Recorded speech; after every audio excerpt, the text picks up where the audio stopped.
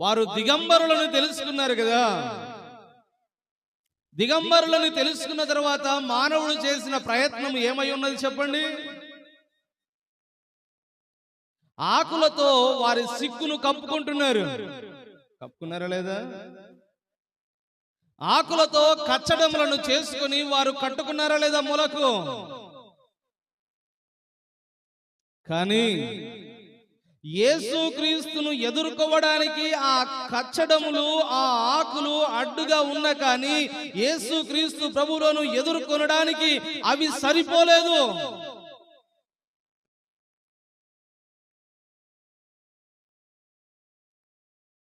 యేసుక్రీస్తును ఎదుర్కోవడానికి అవి సరిపోలేదు.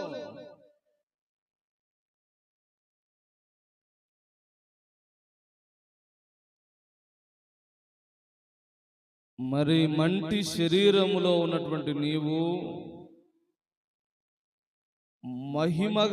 మహిమతో రానైనటువంటి మహిమా స్వరూపుడైనటువంటి దేవుడు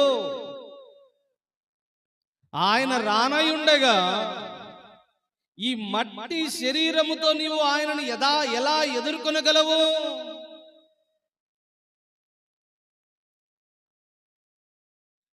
ఈ మట్టి శరీరముతో నీవు ఎదుర్కోలేవు. మహిమా స్వరూపుడైనటువంటి దేవుడు తన మహామహిమతో రానయున్న వేళ ఈ మట్టి శరీరము మహిమ శరీరముగా మార్చబడితేనే నీవు ఎత్తబడతావు.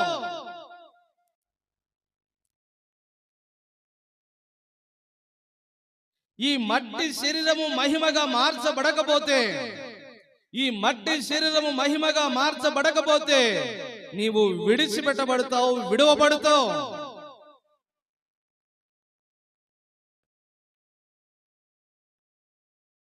గమనించండి ప్రభునందు ప్రియమైన దేవునికి బిడ్డలారా,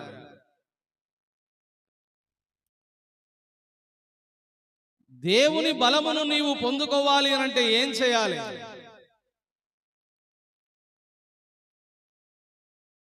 ఏరి కోరి ఏర్పాటు చేసుకున్నటువంటి సౌలు పతనమైపోతున్నాడు, బలహీనుడైపోతున్నాడు.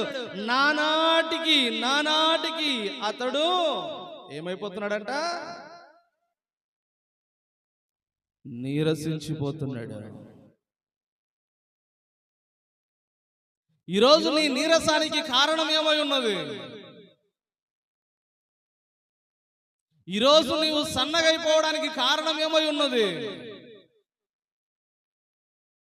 ఈరోజు నువ్వు బలహీనుడవై